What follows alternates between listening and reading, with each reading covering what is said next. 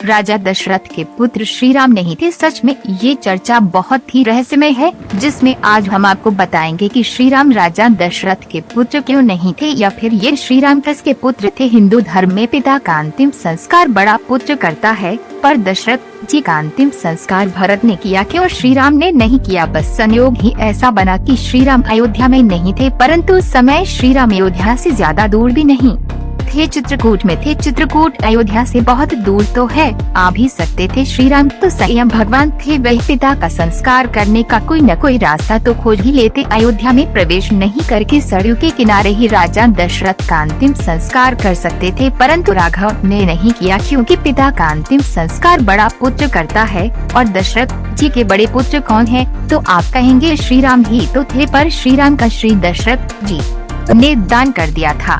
तुलसीदास जी ने लिखा है कि दशरथ जी श्री राम को अपना सर्वस्व मानते हैं, और यहाँ लिखा है सर्वश्री अधीन सबका हो। इसका तात्पर्य है कि दशरथ जी ने श्री राम का ही दान कर दिया। अब प्रश्न ये खड़ा हुआ, दान क्यों किया, तो बात उस समय की है जिस समय देवताओं और राक्षसों में युद्ध चल रहा था। तो देवताओं की विजय कराने को अवध नरेश दशरथ जो थे ये सशरीर स्वर्ग में पहुँचे, और देवताओं की तरफ से इन्होंने असुरों से युद्ध किया। देवताओं को विजय मिल गई, तो देवताओं ने कहा कि हे अवध नरेश, अब तुम भूतल में अपने राज्य में जा सकते हो। तो देवताओं से आज्ञा लेने के बाद में महाराज दशरथ अवध आ रहे थे। तो जिस समय दशरथ भूतल पर अयोध्या में लौट रहे थे, तो रास्ता में इन्होंने एक काला पुरुष देखा, जो अंतरिक्ष में दशरथ की तरफ पीठ करके खड़ा हुआ था। उस काले पुरुष को देख करके दशरथ वहीं पर ठहर गए और पूछने लगे, अरे भाई तुम कौन हो जो हमारी तरफ पीठ करके खड़े हो? मैं देवताओं को विजय दिलवा करके आ रहा हूँ, मैं अवध का राजा दशरथ हूँ। तो उस काले पुरुष ने कहा कि हे राजन सुनो, मैं शनिदेव हूँ और इसलिए तुम्हारे ऊपर दृष्टि डालना नहीं चाहता, क्योंकि तुम धर्मात्मा राजा तो हो। यदि तुम्हारे ऊपर अपनी दृष्टि डाल दी तो तुम हमारी दृष्टि को झेल नहीं पाओगे, तुम्हारे प्राण भी जा सकते, इसलिए तुम मुझे अपने ऊपर दृष्टि डालने को जिद मत करो, यहाँ से चले जाओ। दशरथ ने जब ये सुना कि शनिदेव है, तो दशरथ अहम में भरे हुए थे। अपने मद में बोले कि हे शनिदेव, अब तो जब तक मैं आपके दर्शन न कर लूं मैं नहीं जाऊंगा। तो शनिदेव ने जैसे ही अपनी दृष्टि दशरथ के ऊपर डाली, दशरथ रथ पर बैठे हुए थे, जैसे ही दृष्टि शनिदेव की दशरथ के ऊपर पड़ती है, दशरथ जो थे तुरंत बेहोश हो गए, अचेत अवस्था में पहुंच गए, और बेहोश जैसे ही हुए तो रथ से नीचे गिर गए और अंतरिक्ष से नीचे पृथ्वी पर गिरने लगे। और उधर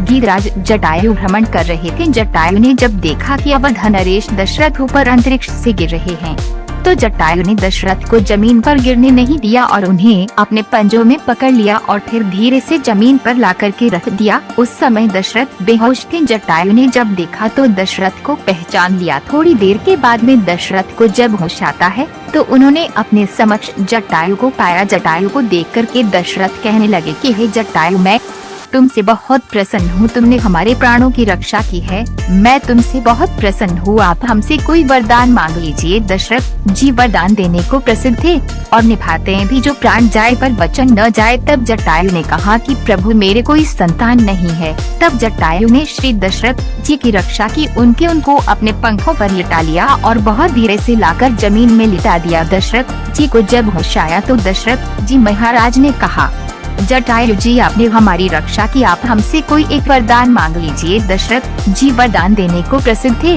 और निभाते हैं भी, जो प्राण जाए पर वचन न जाए। तब जटायु ने कहा कि प्रभु मेरे कोई संतान नहीं है। उस समय तो उन्होंने कुछ नहीं मांगा। जटायु ने कहा वक्त आएगा तो मांग लूंगा अभी वरदान। जब दशरथ जी के 4 पुत्र हुए, तब जटायु गए दशरथ जी के पास और कहा बधाई देने। दशरथ जी ने फिर याद दिलाया कि मित्र आपका ऋण मुझ पर उधार है, कृपया कुछ ले लीजिए, आप मेरा सर्वस्व भी मांग लेंगे तो दे दूंगा। तब जटायु ने कहा मित्र मेरे कोई संतान नहीं है, आपके 4 पुत्र हुए हैं, आप अपना बड़ा पुत्र हमें दे दो। दशरथ जी ने बिना विचार किए श्री राम को दे दिया दान। इसका यही अर्थ है कि दशरथ ने अपना सर्वस्व ही जटायु को दे दिया। जटायु ने श्री राम को ले तो लिया, पर उसी समय नारद जी आए। तो उन्होंने जब देखा कि जटायु एक छोटे बालक को लेकर जा रहे हैं, तो उन्होंने कहा कि आप इसे कहाँ पालेंगे, कहाँ दूध पिलाएंगे, अभी यही रहने दो, बड़े हो जाएंगे तब आप ले जाना। दशरथ ने भी कहा ऐसे ही करो, अभी श्री राम अपनी माता के बिना और इसकी माता इसके बिना नहीं रह पाएंगे। और नारद जी के बाद जटायु जी ने स्वीकार कर ली और कहा मेरी अमानत आपके पास है,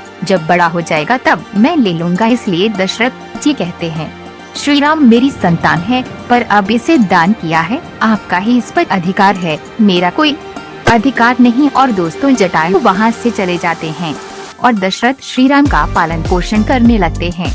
श्री राम दशरथ के यहाँ जटायु की अमानत थे, जिनको दशरथ सब पुत्रों से ज्यादा प्यार करते थे। वो जानते थे श्री राम तो बड़े होकर चले जाएंगे, तो जितना समय है मैं अपना प्यार लुटा दूं। तो अब मैं आपको इसके 2 प्रमाण देता हूँ। जब विश्वामित्र को यह पता चला कि श्री राम का अवतार हुआ है, तो विश्वामित्र वही दशरथ के यहाँ श्री राम को लेने को गए थे। विश्वामित्र ने जाकर के दशरथ से कहा कि हे अवध नरेश, हम तुम्हारे बड़े पुत्र श्री राम को लेने आए हैं, क्योंकि इनकी हमें बहुत जरूरत है। हम तपस्वियों पर राक्षस बहुत अत्याचार करते हैं।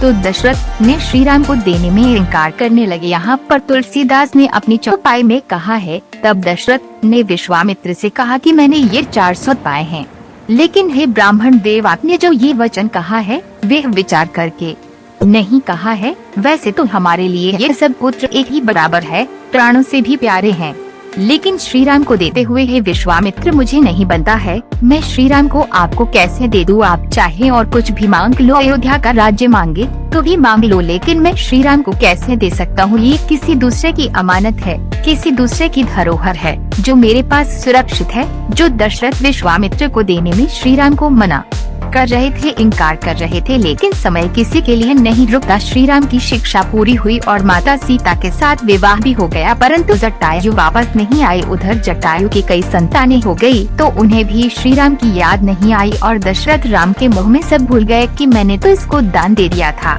परंतु सृष्टि कुछ नहीं भूलती और अपनी लीला करके रहती है। ये बात सिद्ध तब हुई जब श्री राम को वनवास हो गया और राजा दशरथ की मृत्यु हो गई। परिस्थितियां ऐसी हुई कि कुदरत ने दशरथ का अंतिम संस्कार बड़े पुत्र भरत के हाथों ही करवाया और श्री राम के हाथ से गया, जिनमें दशरथ जी ने पिंडदान भी नहीं लिया। आपको बताएं, सीता जी ने पिंडदान किया, श्री राम से नहीं लिया। क्यों नहीं लिया? क्योंकि दान की हुई वस्तु फिर अपने नहीं होती। लेकिन उधर वन में रावण जब सीता जी का हरण कर लेकर आकाश में उड़ गया, तब सीता जी का विलाप सुनकर जटायु ने रावण को रोकने का प्रयास किया, लेकिन अंत में रावण ने तलवार से उनके पंख काट डाले। जटायु मरणासन होकर भूमि पर गिर पड़े और रावण सीता जी को लेकर लंका की ओर चला गया। इस युद्ध में रावण ने जटायु का एक पंख काट दिया था। डंडा पंख कटने के बाद जटायु उड़ नहीं सका और ऊंचाई से गिरने की वजह से घायल हो गया था। डंडा बाद में जटायु ने ही श्री राम और लक्ष्मण को रावण के बारे में बताया कि वह देवी सीता का हरण करके ले गया है। इसके बाद श्री राम की गोद में ही जटायु की मृत्यु हो गई थी। भगवान राम ने घायल जटायु की मृत्यु के बाद उसका अपने हाथों से जटायु का अंतिम संस्कार किया। अब आइए दोस्तों दूसरे तरीके से जानते हैं कि श्री राम दशरथ के पुत्र नहीं जटायु के पुत्र थे। वो कैसे? तो बताया है कि जब श्री राम को वनवास हो गया था, लक्ष्मण और माता सीता भी साथ में गई थी। शत्रुघ्न और भरत अयोध्या में थे। श्री राम के वन चले जाने के बाद में दशरथ का देहांत हो गया, तो उनका दाह संस्कार भरत ने किया। अब दोस्तों यहाँ पर गहराई से सोचने वाली बात है। हमारे हिंदू धर्म में अगर पिता का देहांत हो जाता है तो उसका दाह संस्कार करने का या तो बड़े पुत्र को होता है या सबसे छोटे पुत्र को होता है, यानी मुखाग्नि या तो बड़ा पुत्र लगाता है या छोटा पुत्र लगाता है। अब बड़े पुत्र श्री राम तो अयोध्या में नहीं थे, तो दशरथ का दाह संस्कार शत्रुघ्न को करना चाहिए था, क्योंकि शत्रुघ्न ही सबसे छोटे थे। भरत तो मझले थे। भरत ने दशरथ का देह संस्कार क्यों किया? शत्रुघ्न को करना चाहिए था। लेकिन दोस्तों यहाँ पर शंका करने वाली बात नहीं, समझने वाली बात है। भरत जो थे ये दशरथ के सबसे बड़े पुत्र थे और इसीलिए भरत ने दशरथ का देह संस्कार किया था, मुखाग्नि लगाई थी। और उधर श्री राम जो थे जब वन में थे तो उस समय उन्होंने जटायु का दाह संस्कार किया था। लेकिन ये जटायु के श्री राम को दान में लेने के समय जटायु की कोई संतान नहीं थी, लेकिन बाद में कई संतानें हुई, परंतु बड़े पुत्र तो श्री राम ही हुए। इसलिए श्री राम ने जटायु का दाह संस्कार किया था। वैसे तो दशरथ के ही श्री राम कहे गए हैं, लेकिन यहाँ पर जो तुलसीदास ने अपनी चौपाइयों में दर्शाया है और जो प्रमाण दिया है मित्रों, उस चौपाई के गुण रहस्य के मुताबिक रामायण में श्री राम को जटायु का पुत्र ही बताया गया है। दोस्तों उम्मीद करता हूँ ये जानकारी आपको पसंद आई होगी और समझ में आई होगी। अगर अच्छी लगी है तो कमेंट बॉक्स में जय श्री श्री राम अवश्य लिखना। जय श्री श्री राम। जय